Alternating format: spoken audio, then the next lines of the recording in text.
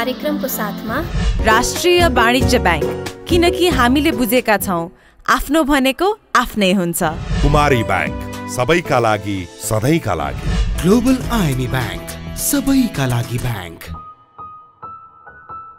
Mega bank Nepal Limited, विश्वास जित्दै अघि बढ्दै।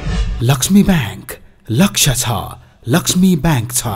सांग्रिला डेभलपमेन्ट बैंक लिमिटेड, स्थानीय विकासको आधार।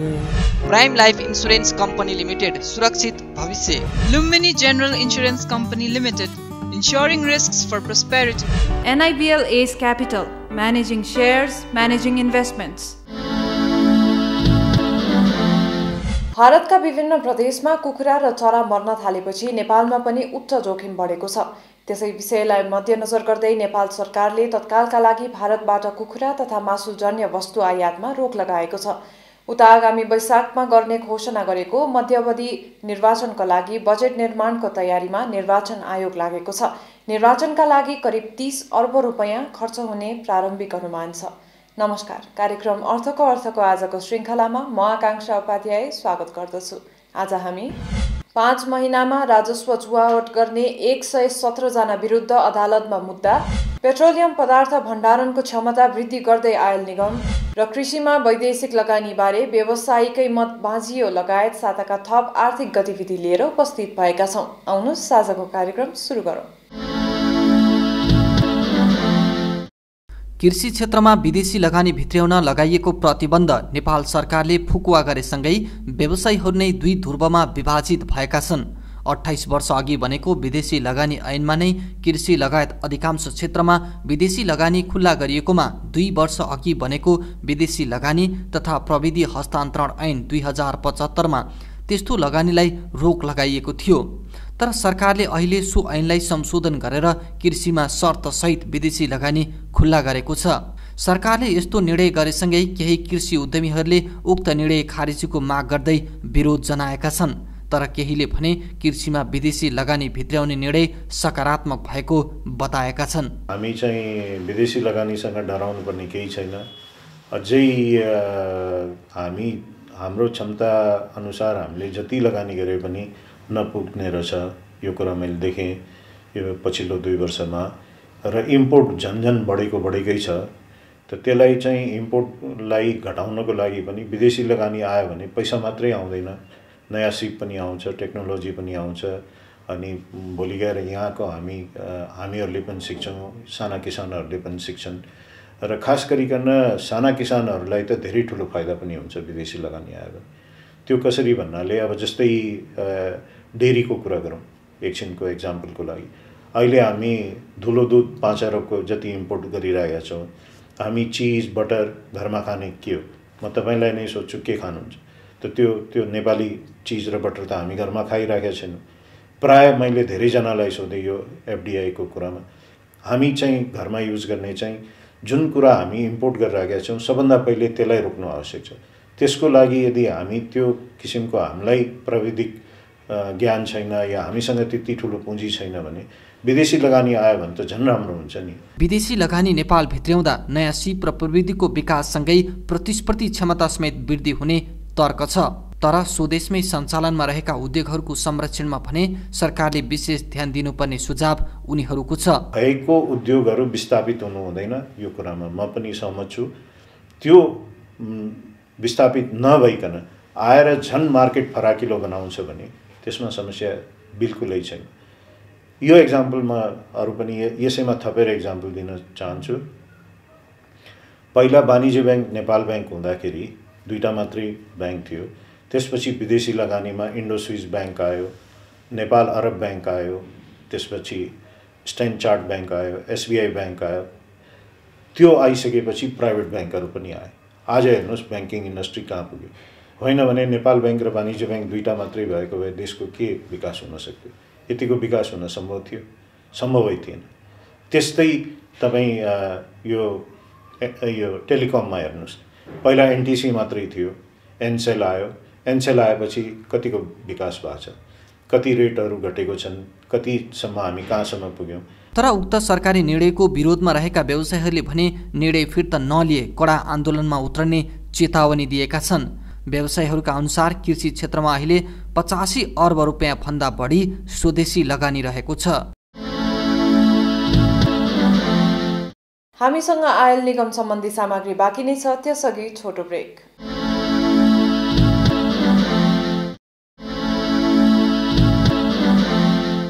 नेपाल आयल निगमले पूर्वाधार विकासलाई विशेष जोड दिएको छ। इन्धन भण्डारण गृह र ग्यास भण्डारण प्लान्ट सहित अन्तर्देशीय पेट्रोलियम पाइपलाइन निर्माणलाई प्राथमिकतामा राखेको छ। एक सामग्री। उद्योग वाणिज्य तथा आपूर्ति मन्त्रालयका सचिव एवं नेपाल आयल निगमका अध्यक्ष डाक्टर वैकुण्ठ अर्यालले निगमलाई अझ व्यवस्थित बनाउँदै लैजाने बताउनु भएको छ। आइतबार निगमको 51औं वार्षिक उत्सव कार्यक्रममा उहाँले निगममा रहेका समस्याहरूलाई क्रमशः सम्बोधन गर्दै जाने बताउनुभयो। समस्याहरू निजी क्षेत्रका साथीहरूले पनि देखाउनु भएको छ। उहाँहरूले उठाउनु भएको समस्याहरूप्रति हामी गम्भीर छौँ। केही अध्ययनहरू पनि भएका छन् र त्यो अध्ययनहरूको आधारमा, अध्ययन समितिले दिएका सुझावहरूको आधारमा उहाँहरूका गुनासाहरूलाई र उहाँहरूका समस्याहरूलाई सम्बोधन गर्नलाई हामी सदा लागि पर्नेछौँ। यो बिचमा निगमले पूर्वाधारमा एक हिसाबले भन्दा फड्को मारेको छ। गत सालदेखि सञ्चालनमा आएको पेट्रोलियम पाइपलाइन जुन मोतिहारीदेखि अमलेखगञ्जसम्मको पाइपलाइन छ, यसले राम्ररी काम गरिरहेको छ र हामीलाई एउटा कन्फिडेन्ट पनि के भएको छ भन्दाखेरि अब चाहिँ नि हामी यस्ता प्रविधिहरूलाई प्रयोग गरेर हामी पेट्रोलियम पदार्थको आपूर्ति चाहिँ सुचारू गर्न सक्दो रहेछौँ भन्ने त्यो कन्फिडेन्ट पनि भएको छ र त्यसैलाई त्यो सफल भएको र त्यो कन्फिडेन्ट भइएको कारणले गर्दाखेरि हामीले अहिले भर्खरै भारतको सिलगढीदेखि झापाको चारालीसम्म चाहिँ पेट्रोलियम पाइपलाइन ल्याउन सकिन्छ कि भनेर त्यो सम्भाव्यता अध्ययन लगभग सकेका छौँ। निगमले पछिल्लो समय पूर्वाधार विस्तारको काम आक्रामक रूपमा अघि बढाइरहेको छ। इन्धन भण्डारण गृह, ग्यास भण्डारण प्लान्ट, अन्तर्देशीय पेट्रोलियम पाइपलाइन र पेपरलेस आयल निगम सहित थुप्रै कामहरू प्राथमिकताका साथ सुरु गरेको छ। 90 दिनलाई पुग्ने इन्धन भण्डारण क्षमता बढाउने सरकारको नीति छ। प्रविधि मैत्री निगम र भण्डारणयुक्त निगम बनाउनलाई चाहिँ अब धेरै कामहरू भएको छन्। सरकारले जिम्मेवारी दिएको मलाई बोटलिङ प्लान्ट बनाउनेदेखि लिएर ग्यासको भण्डारणका कामदेखि लिएर पाइपलाइन फर्दर विस्तार, नयाँ पाइपलाइन ल्याउनेदेखि लिएर एयरपोर्टलाई आधुनिकीकरण गर्नेसम्म सम्पूर्ण काममा हामी प्यारालेली हामी गएका छौँ। कुनै टेन्डरको प्रक्रियामा छन्, कुनै कार्यहरूको चरणमा छन्, कुनै तपाईँको कन्सेप्ट नोट पास भएको स्टेजमा छन्, फिजिबिलिटी डिपिआरका स्टेजमा छन्, कुनै डिपिआर पछि पनि अन्तर्राष्ट्रिय कन्सल्टेन्टहरूको भेरिफिकेसनका स्टेजमा आएर छन्। यी सबै चिजहरू विभिन्न स्टेजमा छन् र हामीले सबै कामहरू तपाईँको दर्जनभन्दा बढी परियोजनाहरू कामहरू एकैपल्ट अगाडि बढाएका छौँ। यसले चाहिँ तपाईँको के हो भने अब सबै हाम्रो तपाईँको सबै कामहरू एकैपल्ट हुन सक्दैन, तर पनि हाम्रो कमसेकम पनि हाम्रो 2-3 4 कामहरू चाहिँ हाम्रो प्यारालेली एक ठाउँ गइरहेको स्थिति छ। त्यस्तै झापाको चारआलीमा सिलगढी चारआली पेट्रोलियम पाइपलाइनको काम पनि अघि बढाइएको छ। झापा र धनुषामा 15,000 टन क्षमताको ग्यास भण्डारण प्लान्ट निर्माणका लागि परामर्शदाता छनौट गरेर काम अगाडि बढाइसकेको छ। आयल निगमले जनकपुर, भैरहवा र दाङ विमानस्थलमा 60 किलोलिटर क्षमताको रिफिलिङ सेन्टर निर्माण गरिने जनाएको छ। हामी पेट्रोलको भण्डारण क्षमतामा अत्यन्तै न्यून छौँ। कारण के भने हिजो जतिखेर हाम्रो डिपोहरू भने 57 सालभन्दा अगाडि भने त्यतिखेरसम्म पेट्रोल भनेको हुने खानेले मोटरसाइकलवाला 2-4-5वटा चल्ने, 2-4 गाडीले चल्ने चिज थियो नि त। त्यतिखेर के चल्थ्यो, बढी मोटरसाइकल चल्थ्यो या डिजेल चल्थ्यो। हेर्नुहोस् है त, हाम्रो त्योदेखि तपाईँको पेट्रोलको भण्डारण हामीले बनाउनै सकेनौँ, बन्दै बनेन। त्यसो भएपछि आज चाहिँ के भयो भने पेट्रोल र डिजेल चाहिँ तपाईँको पेट्रोलको कन्जम्सन र डिजेलको कन्जम्सन 70-30% हो, डिजेलै बढी हो।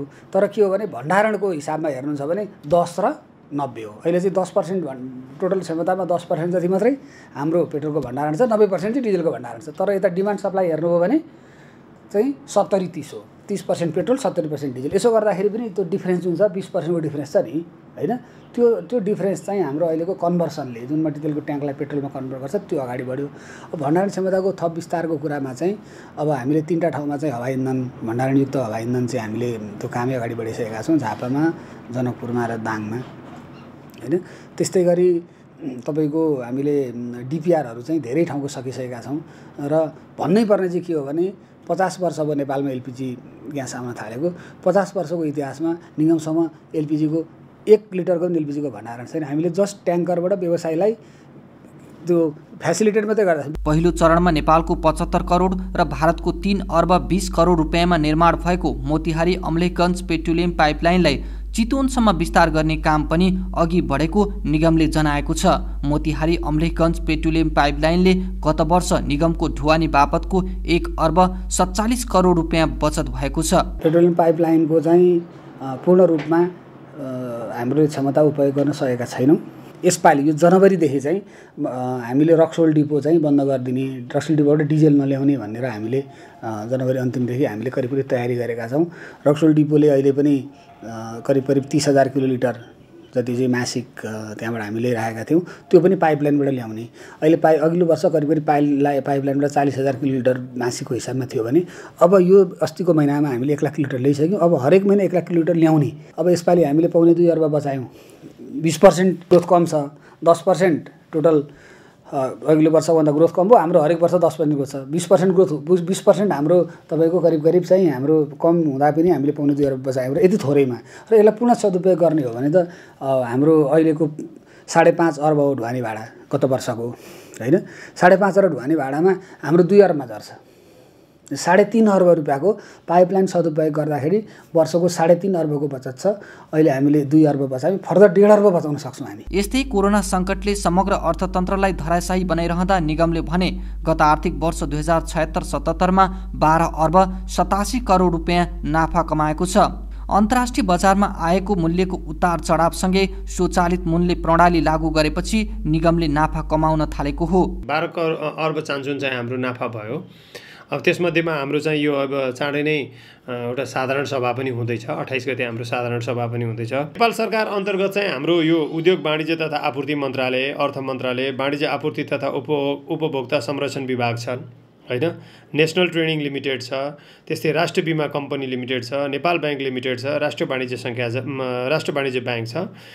उहाँहरूको सेयर सङ्ख्याको आधारमा उहाँहरूलाई चाहिँ हामीले चाहिँ डिभिडेन्डहरू चाहिँ हामी दिँदैछौँ 20%। कर्मचारीहरूको सम्बन्धमा निर्णय चाहिँ हुने, तर कर्मचारीहरूले चाहिँ खासै योभन्दा अगाडि चाहिँ बोनस पाएको अवस्था त छैन।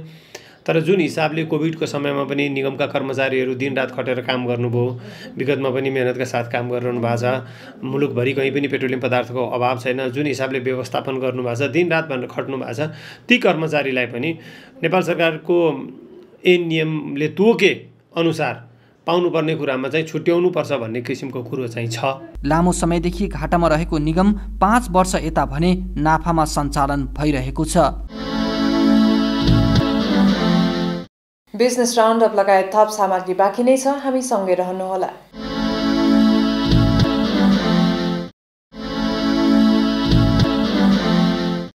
अब एउटा ब्याङ्कको एटिएम कार्डले अर्को ब्याङ्कको एटिएम मसिनबाट पैसा निकाल्दा शुल्क लाग्ने भएको छ।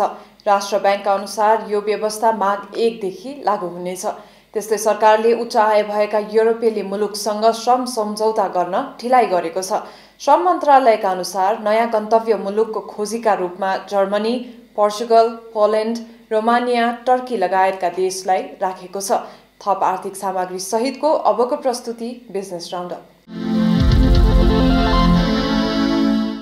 राजस्व अनुसन्धान विभागले चालु आर्थिक वर्षको 5 महिनामा राजस्व चुहावटको कसुरमा 117 जना विरुद्ध उच्च अदालत पाटनमा मुद्दा दायर गरेको छ। विभागले उनीहरूसँग 6 अर्ब 30 करोड 32 लाख रुपियाँ बिगो दाबीसहित कई सजाय माग गरेको छ।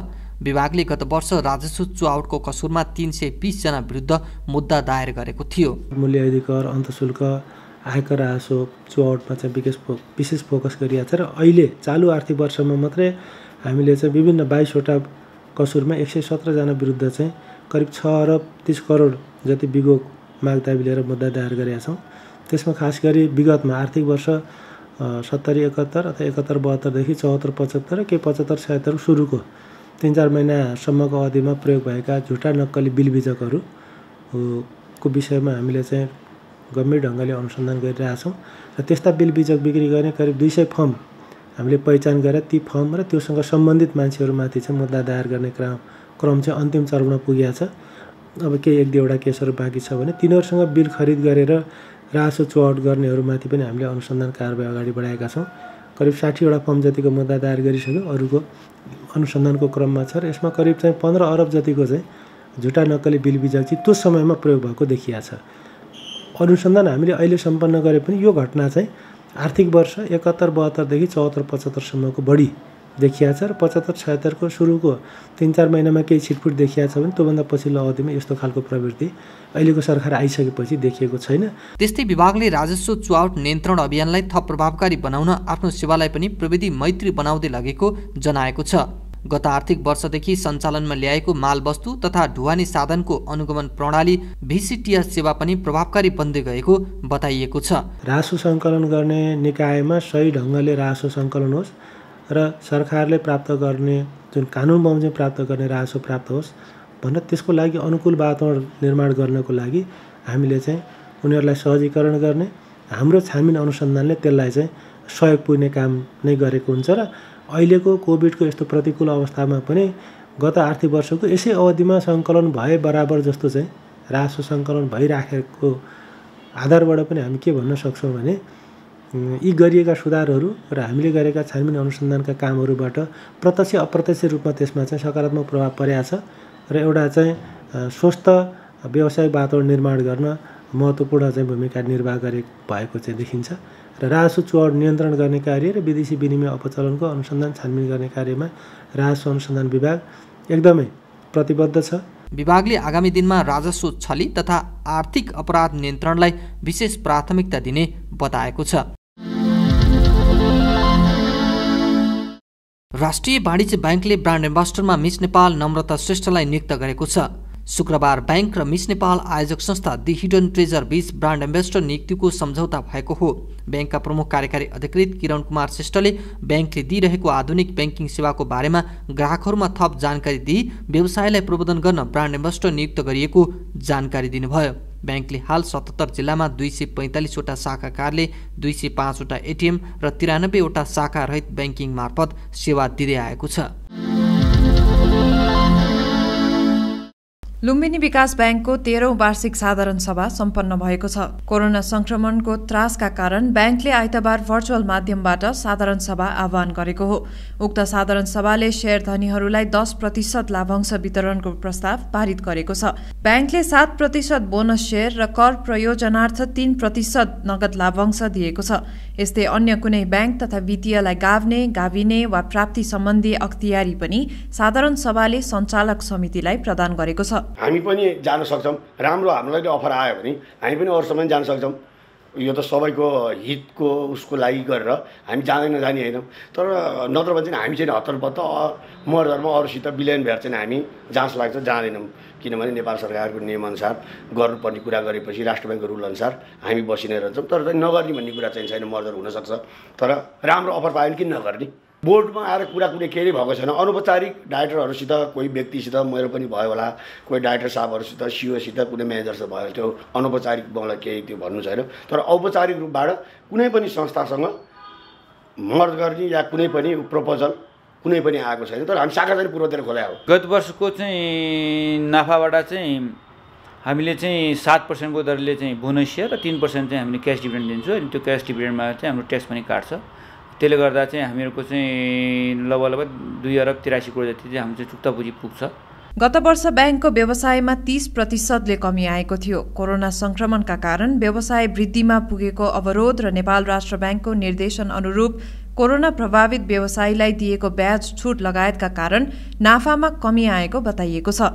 चालु आर्थिक वर्षमा पनि व्यवसाय विस्तार सन्तोषजनक रूपमा हुन सकेको छैन। कोभिड-19 को संक्रमण रोक्न जारी लकडाउनका कारण कर्जा असुली कार्य प्रभावित भई विकास बैंकको खुद मुनाफा रु 37 करोड 85 लाख भएको बेहोरा आदरणीय शेयर धनी समक्ष जानकारी गराउन चाहन्छु। बैंकको निष्क्रिय कर्जा असुलीमा तीव्रता लिई गुणस्तरीय कर्जा प्रवाहलाई जोड दिँदै आएको भए पनि कोभिड-19 महामारीको कारण ब्याज असुलीमा प्रतिकूल प्रभाव पर्नुका साथै निष्क्रिय कर्जा मात्रा पनि केही बढ्न गएको छ। साथै नेपाल राष्ट्र ब्याङ्कको निर्देशन बमोजिम कर्जाको ब्याज छुटका साथै कर्जाको ब्याज दर पनि घटाइएको कारण समीक्षा अवधिमा ब्याज आम्दानी घटेको छ। सङ्कटकै बावजुद पनि ब्याङ्कले उच्च स्वास्थ्य सतर्कता सहित व्यवसाय विस्तारलाई तीव्र बनाउँदै जाने योजना बनाएको छ। त्यस अन्तर्गत मुलुकका विभिन्न 12 स्थानमा शाखा कार्यालय थप गर्नुका साथै पुराना केही शाखाहरूको समेत स्थानान्तरण गर्ने जनाइएको छ। कम्प्लायन्सको चाहिने कुराहरू सबै स्ट्रङ गर्नुपर्ने कुरामा हामी चाहिँ बढी ध्यान दियौँ। त्यसले गर्दा चाहिँ यो समीक्षा इयरभन्दा पहिलाको सालमा चाहिँ हामीले चाहिँ आफ्नो शाखाको विस्तार चाहिँ गरेन। तर गत वर्ष हामीले चाहिँ अब शाखा विस्तार गर्नु सुरु गर्नुपर्छ भने गत वर्ष हामीले चाहिँ सुर्खेतको वीरेन्द्रनगरमा, त्यसपछि दनगढीमा, कैलालीको दनगढीमा, त्यसपछि कञ्चनपुरको महेन्द्रनगरमा, यो 3टा मेन लोकेसन, मेन अब डिस्ट्रिक्ट हेडक्वार्टरहरू पनि पर्यो। वहाँ त्यो ठाउँमा चाहिँ हामीले ब्रान्चको विस्तारहरू गऱ्यौँ।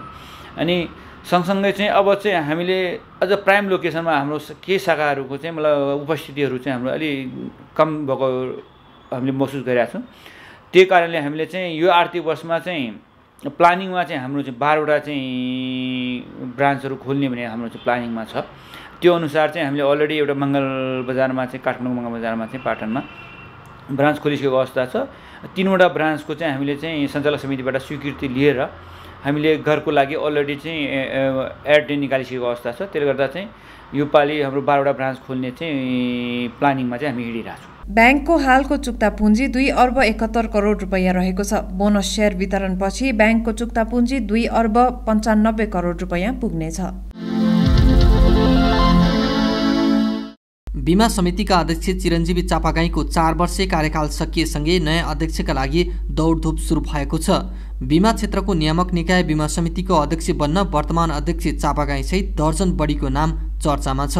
यो अवस्थामा बीमा विज्ञले भने समितिमा बीमा क्षेत्रको लामो अनुभव भएको व्यक्तिलाई मात्र नियुक्त गर्न सरकारलाई सुझाव दिएका छन्। बीमा समितिको अहिले पहिला जस्तो 2-4वटा बीमा कम्पनी होइन र बीमाको दायरा पनि ठुलो छ। पहिलाको जस्तो सानो सङ्कुचित रूपमा व्यवसाय थिएन। किन भन्दाखेरि अहिले त वर्ल्ड वाइड कनेक्सन बिजनेसको भइसक्यो। हेर्नुहोस् त इम्पोर्ट एक्सपोर्ट कतिको छ।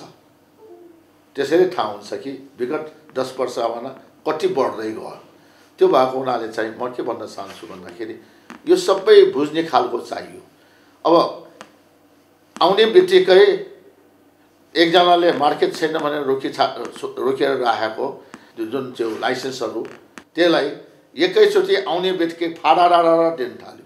के त त्यो कम्पनीहरूले प्रोग्रेस गरेको छ त? अहिले बीमा कम्पनीहरूको संख्या र दायरा दुवै बढेको छ। त्यसले गर्दा यस क्षेत्रको थप द्रुततर विकास गर्दै सुशासन कायम गर्न स्पष्ट भिजन भएको र अनुभवी व्यक्तिको खाँचो रहेको उनीहरूको बुझाइ छ। यसको 10 गुणा बिजनेस गर्नुपर्ने जुन मार्केटमा छ अहिलेसम्म हेर्नुहोस् है, फायर इन्सुरेन्समा पटक्कै सबै यो इन्स्योर भएको छैन। खालि ब्याङ्कमा लोन लिएको व्यक्तिहरूले कम्पलसरी रूपमा मात्रै यो चाहिँ फायर इन्सुरेन्स गरिरहेको छ भने टोटल्ली फायर बाँकी छ।